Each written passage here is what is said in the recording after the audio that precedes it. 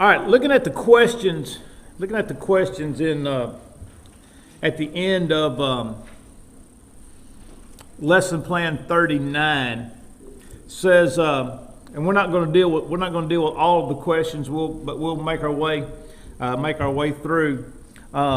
Said, what is an important theme found in the disciples' words of Mark 4:41? Now, Matthew 8, Mark 4, and also in I believe it's in Luke 8 are the three synoptic accounts of Luke 8 22 to 25. But there's and by the way, this is a totally subjective question. What is a theme? And I'll just tell you, what I gathered just looking at all three is the theme I gathered is what kind of man are we dealing with here? Who is this? I believe Mark's account says, what kind of man is this? Now this, in my mind, goes back to the top of the page in the first full paragraph when the disciples woke Jesus in the back of the boat. And, Master, do you not care that we are perishing? And then, of course, Jesus rebuked the winds, and the accounts are a little bit nuanced. He rebuked the winds, and he spoke to the sea, saying, "Peace, be still." And Mark's account gives us those two distinctions. And there was a great calm. And then the question is, they say, what manner of man is this? Who? But it's like, so what were they expecting him to do? I mean, if you're going to wake up Jesus on the back of the boat because this boat is taking on water, were they expecting him to help throw water out of the boat? And so then when he did something, then it seemed like it was almost beyond their comprehension that he did what he did. And so they're asking, what kind of man is this? Now, one thing that still has to be remembered is they've been watching Jesus do miracles for quite some time. I mean, these miracles started all the way back in Matthew 4, prior to the Sermon on the Mount. I mean, the preface to the Sermon on the Mount is Jesus went about all Galilee, teaching in their synagogues, preaching the gospel of the kingdom, and healing all manner of sickness and disease from among the people. And it talks about his fame went throughout all Syria, and it talked about where all the people came. It says, and so he healed them all, demon-possessed and epileptics, paralytics. He healed everybody. So this is, this, and then Matthew 8 is a litany, actually 8 and 9, but 8 is a litany of more miracles. And so, it's like they wanted him to do something, but they didn't know what he could do. And then when he did what he did, it's like, wait a minute. What kind of person talks to an inanimate object? Because when you're talking about healing people, it's like the disease is not the person. The cancer is not the person. Whatever disease the person has is not the person, but it's embodied in the person. And so it's like if you're talking to a person or a sick person, it's different than just talking to an inanimate object of nature. And so just always like, so what were they expecting him? What were they expecting him to do? But it says, what manner of man is this? Now, again, this question 2 is also subjective. It says, why did Jesus withdraw from Galilee? Now, Matthew 8:18 may give us some insight, but it doesn't tell us. You have to infer the reason. It says he saw the multitudes. And then when he saw the multitudes, he decided to go to the other side of the Sea of Galilee, which again seems odd because you would think that where you have multitudes, you would want to stay and do as much good work as you could do in that place. But we also learn just from the entirety of the life of Jesus that sometimes multitudes were a hindrance. It's not. No, it's not always great to have. It's not always great to have huge numbers. For a number of reasons, and I've got a couple in my head. But let me ask you, just knowing these situations, why would multitudes of people, or how could multitudes of people be a hindrance to Jesus and His Word? They wore Him out for one thing. All right, but how did they wear Him out? Probably looking they had things they might think He could do for them. Yeah, I mean, he's been healing people. He's been healing people. Great multitude. Again, you go back to Matthew 8. They brought great multitudes and said He healed them all. He healed them all. And we noted He didn't just confer healing on everybody. At one time. He healed every individual person. That takes some time. And then you've got and I'm going to use what you talked about generally, that there are things they wanted Him to do for them. In Luke 12, we all know the account of the rich but foolish farmer, right? The farmer who had, I'm going to tear down my barns and build bigger barns, and take heed and beware of covetousness. Well, that whole exchange was a single question or request by a man who said, "Lord, tell my brother to divide the inheritance with me." And Jesus the first thing out of his mouth is, "This ain't none of my business." But nevertheless, how many times do you think that happened? A lot. People saw Jesus as a rabbi; they saw Him as an authority figure, and so not only is he being hit up continually for healing, he's being hit up continually to serve as a judge. Now, let me ask you this: how many times do you think people hit up Jesus for advice? For advice. I think they were drawn more to His healing. Yeah, but the point is that I'm not even talking about that. We already know that's a fact, and we also know that people wanting Him to intervene in their personal affairs is a fact. But how many times do you think people hit up Jesus for advice? Moses was handling all the affairs of the people of Israel. Thank you. From daylight to dark, every matter was brought to Moses before Jethro said, "What you are doing is not good. You will surely wear away." Now, let me just look, and I'm just going to give you a small picture of this. I took 3 phone calls Thursday of people wanting advice. No, not Thursday, Friday. I took 3 phone calls Friday, people wanting advice. Total talk time, 2 hours and 40 minutes. 2 hours and 40. And look, that's me on Friday.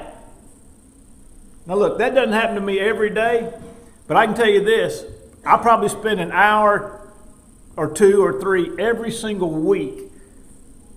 Preachers calling, people calling, wanting advice, wanting to know how to handle this. I'm in this study. Look, and I'm a nobody, and Jesus is everybody. You know what I'm saying? And so, how many times do you think people hit up Jesus for? And then on top of that, how many times the Pharisees interrupt Him? The people that didn't believe in Him. How often was He interrupted by them? And so when you're looking at this, like there's great multitudes, it's like I got to get out of here because I can't get done what I need to get done because of the multitudes.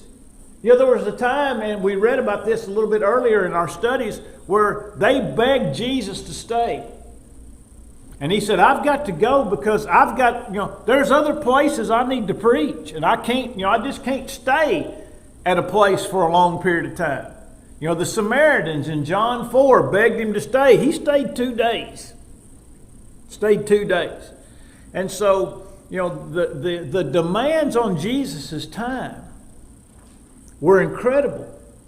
And to stay any place where there was multitudes would be a hindrance to Him getting done what His true purpose was in getting done, and that was preach the gospel of the kingdom to the lost sheep of the house of Israel.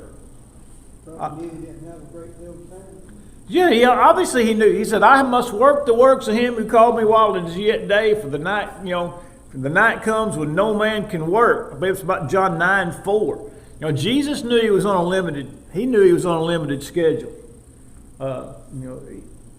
He knew why he had come. He knew what his purpose was for coming, ultimately to die. And he knew when all those things, before they happened, he knew when they were going to happen. Luke's account says he set his face to go to Jerusalem. What's that mean? Well, Jesus knew that when he went to Jerusalem, it was fixing to be all over, so he had to prepare mentally to go and do what he'd ultimately been sent to do from the get-go. And so there's a lot of reasons why, and I jotted down, in John chapter 6, after Jesus fed these multitudes, they took it on themselves. They were just going to snatch him up and make him king. Remember that in John 6:15? We're going to make him the king. Well, that wasn't his purpose. And being king, Tom Petty wrote a song, "It's good to be king." But it wasn't good for Jesus to be king in that sense, because it was contrary to what he was needing to do. And so there's just so many problems that are associated with great crowds, especially when you're talking about the work that Jesus had come to do. All right, let's see. In question 3, we talked about the stern of the boat last week, and I got confused when we were talking about the parts of the boat. The stern is in the rear, the bow is in the front, and it's port and starboard. I did learn something, though. I didn't know that fore and aft was based on where the captain sat or stood. Fore means in front of the captain, and aft means behind him. So wherever the steering wheel is, in front of that is fore, and behind it is aft. But it's bow, stern, and port and starboard. So Jesus is in the back part of the ship. And what do we say about the ship? It's big enough to hold 12 guys. And in all likelihood, it was a fishing vessel, which means it may have been cut away on the sides to throw out and gather net, which means when you get waves, that thing's really going to take on water in a hurry. And so that gives us a little bit of an idea about the boat. We talked in question 5 about the Sea of Galilee being subject to intense, brief, or sudden yet intense storms because of its geographical location. It was in a basin, okay, and it was 700 feet below sea level. The surface of the Sea of Galilee is 700 feet below sea level. And as the air cooled, as it comes down the mountains, you get that warm air, cool air situation, and you get extreme winds, storms, and we're familiar with this, not just in the Sea of Galilee. It happens in the mountains and different things. We did note the Sea of Galilee is the lowest level freshwater body on the planet at 700 feet below sea level. And then the Jordan River flows into the Sea of Galilee, which if you're looking on your map, sometimes it's called the Sea of Tiberias. And then the water flows south out of the Sea of Galilee into what we now know as the Dead Sea, which is where Sodom and Gomorrah and the cities of the plain were. And Moses wrote about this when he wrote about Sodom and Gomorrah, and as a parenthetical statement in Genesis, I believe it's in Genesis 14, says, "This is the salt sea." And so we know that that's the location of the cities of the plain, and it's a saltwater body, and it's 1,400 feet below sea level at the surface. And so these are places of very extreme weather and weather patterns. And so the Sea of Galilee was noted to have these types of storms. And again, the term sea is a misnomer. It's 13 miles long and 8 miles wide. It's not like when you hear the term Mediterranean Sea, and Sea of Galilee, those two things are not the same. They're not even remotely akin. And so don't let the idea of sea get in your mind that this is a gigantic body of water, because it's not even as big as Lake Tahoe. It's only about 2/3 the size of Lake Tahoe, out west. Is it in California or California, Nevada, somewhere up in there? And so the term sea is a little bit of a misnomer. Question 8, we said, how did Jesus calm the winds and the waves? I made mention of this specifically. Yeah, he rebuked the wind and spoke to the sea. Now, obviously, if he rebuked the wind, he spoke to it. But it's almost like in Mark's account, there's two different ways in which he used his words. It's almost like, a rebuke is it's almost like a rebuke is something that's quick and to the point and harsh. And then, but he says to the sea, peace be still. It's almost like he shouted at the wind and talked to the sea. Yeah, stop it. Yeah. He shouted at the wind and talked to the water. All right. And then question 9 is, how quickly did these things subside? Immediately. A great calm. And then what do we note about the nature of that? That in and of itself, not the fact that it stopped, but there was an immediate great calm. What did we determine last week about that? Yeah, it goes against nature. But think about, all right, let's say when John David and I used to fish together a lot, we'd fish Tennessee River, or we'd fish at Bay Springs over in Mississippi. And especially if you were fishing at Bay Springs, a lot of barge traffic. All right, so then the barge goes by, or even a big day cruiser goes by. All right, so the waves hit you as they go by, and there's the first big wave, and there's another wave, and then there's another wave, and then if you're close enough to the bank, what happens? The wave hits the bank, and it comes back and gets you the other way.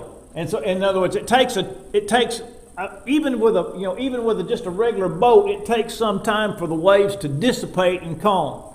And yet, when Jesus said, "Peace be still," it just went immediately, like we said, like a sea of glass.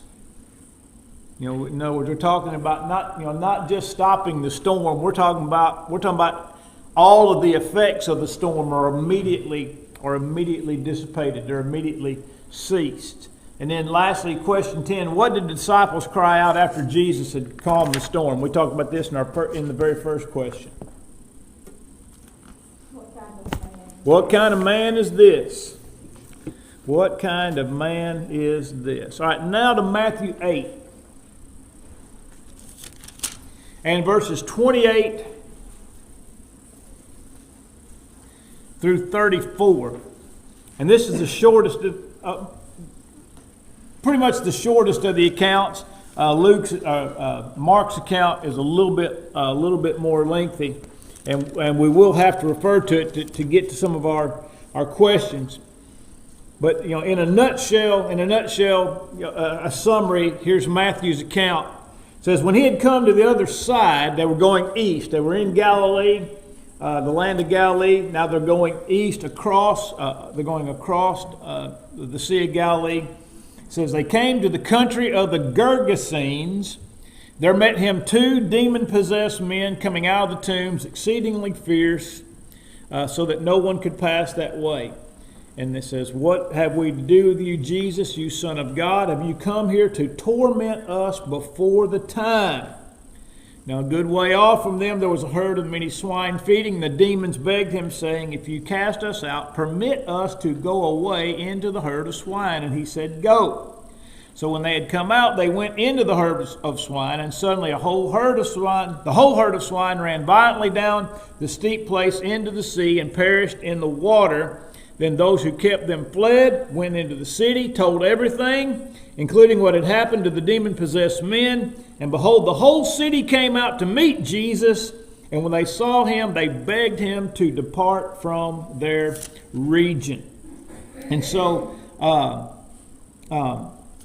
looking at this account, Mark's account is far more detailed, but we don't have time to read the whole thing. I just wanted to kind of get the account in our minds to refresh us as to the situation. Mark's account tells us some other things. Mark's account tells us that there was a one man who was particularly worse than the other. In other words, he drew the attention of, in Mark's account and said that he cried out, he cut himself with stones, and it says he was naked. The Bible says he was naked. And at the end of the account, it says he was clothed and in his right mind. All right. Now, by the way, this is a even though in this case it's a demon possession situation. Bruce and I were just talking about this today. When people are in some ways mentally incapacitated, their desire or intentions of wearing clothes goes out the window. Just happens. I mean, we were driving down the highway. We were in Takoradi. We hadn't been there very long. And we see this guy walking down the sidewalk. And I'm telling you what, he is naked as a jaybird. And that joker is walking with purpose. I'm talking about arms swinging, long striding. He is walking with purpose. And me and Bill, of course, Bill and I are sitting there and we look at that guy and we're just, you just kind of cringe. And Charles, I'll never forget, as long as I live, Charles Mensa said, "Oh, he is crazy." Really? Yeah. To just let us know that Ghanaians didn't normally walk down the street naked. He said, "Oh, he is crazy." But we saw that a lot in Ghana, especially because there's no mental health system over there. When people lose their minds, they just live in the street, and we saw that a lot. Men and women just completely didn't have a stitch on, and it was in every single case. It was somebody that was mentally incapacitated, and so these types of look. I'll just tell you. I've spent enough time in a nursing home to know that. That's when I play a game at the marriage retreat. It's called Never Have I Ever, and you have to answer. And I'd say you have to sit down if it doesn't apply to you. And one of them is, never have I ever accidentally seen somebody naked. And the people that don't sit down have never said, what they're telling you is, I've never accidentally seen anybody naked. And my retort is always this: y'all never been in a nursing home. Y'all don't spend much time in a nursing home because you won't spend much time in a nursing home. It's going to happen a lot. And so we have this, but the point is, this man is unclothed. He's running around in public, as we might say, in front of God and everybody, and he doesn't have any clothes on. And yet, at the end of the account, when we find that Jesus has healed this man, the one thing, one point of consideration is they found him sitting instead of running around, clothed, and in his right mind. All right, so this gives us an idea about the horrible situation that this man is in. Now, I want to draw your attention to something here with regard to the accounts. Now, in Matthew 8, it's called the country of the Gergesenes. All right? In Mark's account, chapter 5 and verse 1, it's called the country of the Gadarenes. And then in Luke's account, in chapter 8 and verse number 26, Luke's account says Gadarenes, but the marginal says Gerasenes. So there are three different identities to this particular place that are found in each of the different accounts. And they are not contradictory. They are not contradictory.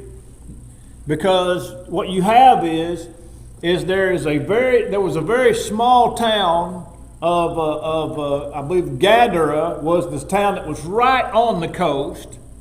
and then there was the Gerasenes, and then there was another an area known as the Gerasenes, but then there was another larger city, which was called, I believe it was Gerasa, which was one of, by the way, does anybody know what the Decapolis is? Decapolis? Did you study enough Latin in high school to know what it was? Deca. 10. Polis. City. The Decapolis was a confederation of 10 cities to the east and to the north of the Sea of Galilee. And Gerasa was one of the cities of the Decapolis. By the way, in Matthew chapter 4, when it talks about where all the people came to Jesus, have you ever not thought about it? Says from Decapolis. It's right there in Matthew 4 that people came to see Jesus from the Decapolis, and it was a confederation of 10 cities, and these cities kind of jointly ruled this area. And so, what you have is 3 different identifications. One is identified with the first city that you find when you hit the beach. The next one is the area known, and then the third is associated with the city of the Decapolis. And so it'd be like saying, Todd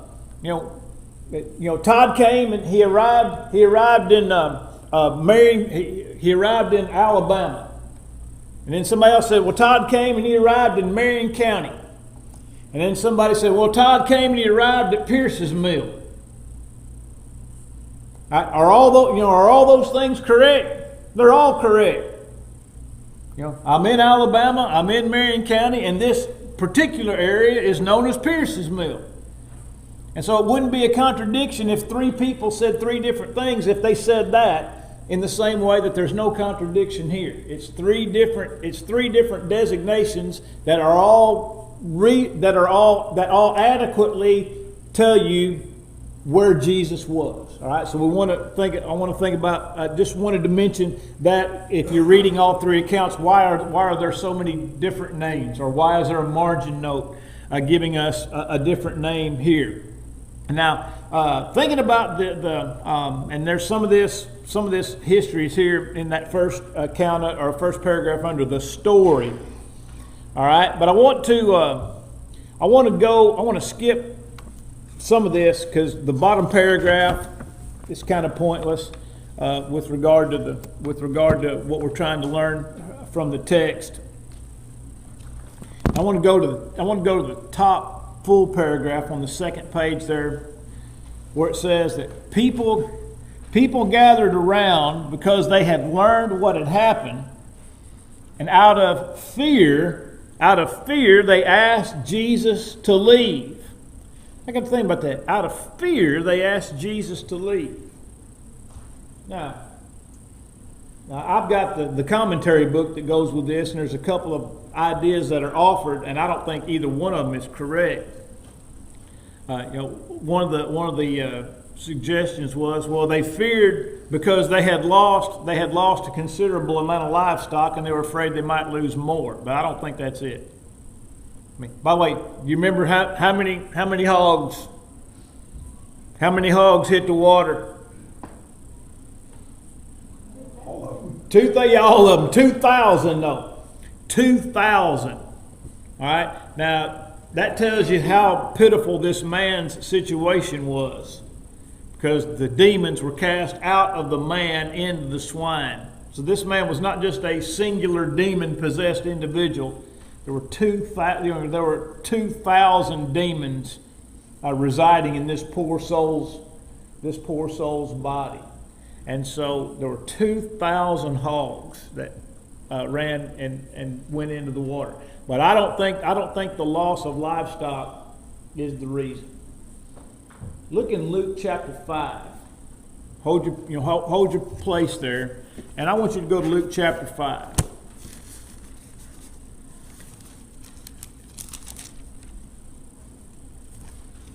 Now I want you to look at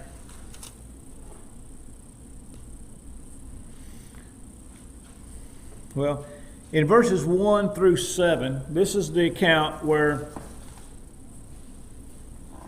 Jesus is on the lake shore, and Peter and the apostles come in. They've been fishing all night, and they were just like me the last 2 times I went fishing. They didn't get a bite. So if they weren't fishing with a bite, they were fishing with nets. But they came up, they came up zeros. And Jesus said in chapter 5, verse 4, "Let down your net on the other side for a catch."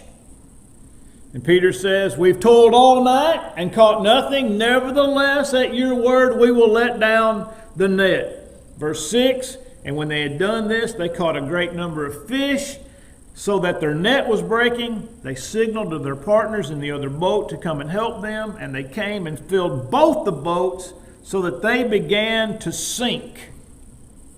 All right? And what's Peter's response in verse 8? "Depart from me, Lord, I am a sinful man."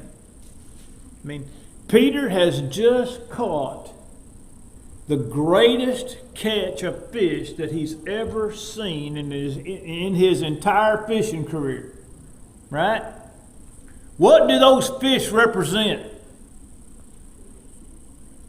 Huh? No. What to Peter? When Peter was hauling those fish into that boat, what did those fish represent to those men? Money, right? I mean, we never caught this many fish. We got 2 boats about to sink so full of fish. Ordinarily a guy might think, "Man, I cannot wait to get these boats to land so we can get these fish to market. And I'm fixing going by a 2-week vacation."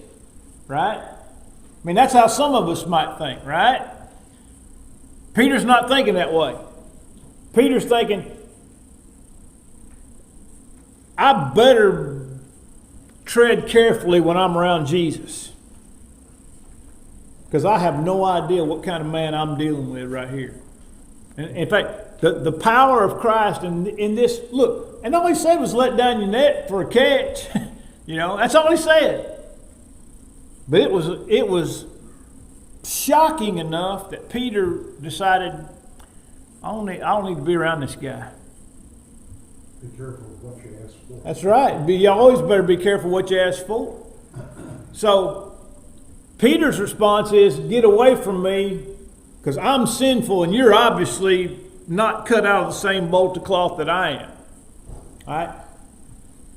Could it not be the case that the Samaritans felt the same way? I mean, they've been watching a guy running around with no clothes on, cutting himself, crying out at night, living in the caves.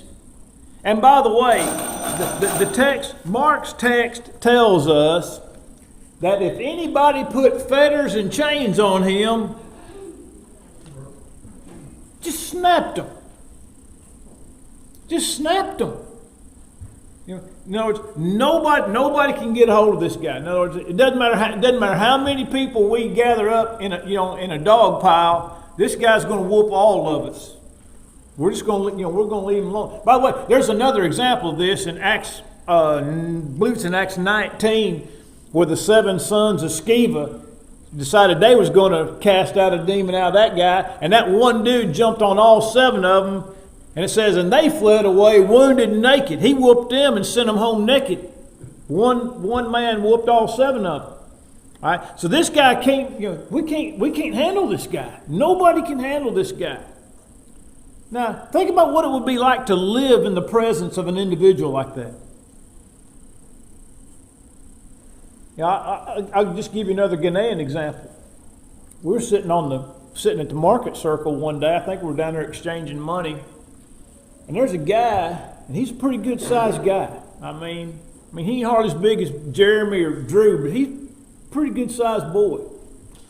And he's running around, and he's got this tunic on, and he's got a sack on his side, and it's full of bottle caps. He ain't wearing no shoes. He's running around looking just like what you'd figure John the Baptist looked like coming out of the wilderness. And he's taking these bottle caps and he's flipping them into the traffic. And then he's zigzagging, dodging cars and fetching them and putting them back in. He'd run back out and he'd flick another one into the traffic. He'd run around there and dodge traffic. It's like, and of course, the dude's crazy, right? The guy's crazy. And he saw us watching him. And I said, boys, here he comes. And I'm talking about out of nowhere, man. He appeared and he had a sharpened piece of steel.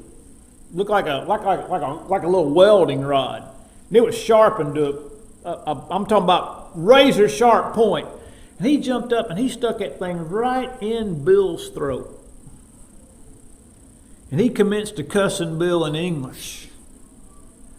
And man, didn't nobody know what to do. We just stood there frozen. All right? And when he got done cussing Bill, he put that thing away and he went back out to chasing bottle caps in the traffic. And we said, that's John Nat. I said, John Nat, what's going to go? Oh, he's crazy. Yeah, thanks for that, John Nat. He said, he came down to my computer store the other day and he tore my sign down and he broke it into 1,000 pieces. John Nat had a little business with a wooden sign up front. So he just ran down there and picked my sign up out of the ground, snatched it up and broke it into 1,000 pieces. I said, when we first saw him, we didn't think he was dangerous. And he goes, oh, he's very dangerous. So, yeah, we would like to have known that about 10 minutes ago, before we're staring at him running around in traffic. But, how dangerous is it to live around somebody like that? Very dangerous. Very dangerous. Now, what would happen if you had to live around somebody like that, and all of a sudden the guy comes and he fixes that dude? What's your response? Would you rather live in peace without your hogs? As to live in constant threat of your... I would. I think I would. But their response was, we want you to get out of here. And I think it may be on the same account that Peter wanted him to get away in Luke 5 and verse 8. And my point ultimately is this. There were people who understood how serious it was to be in the presence of Jesus.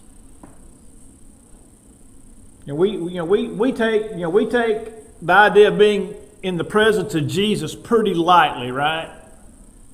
When we talk about it in very calming, soothing terms, right?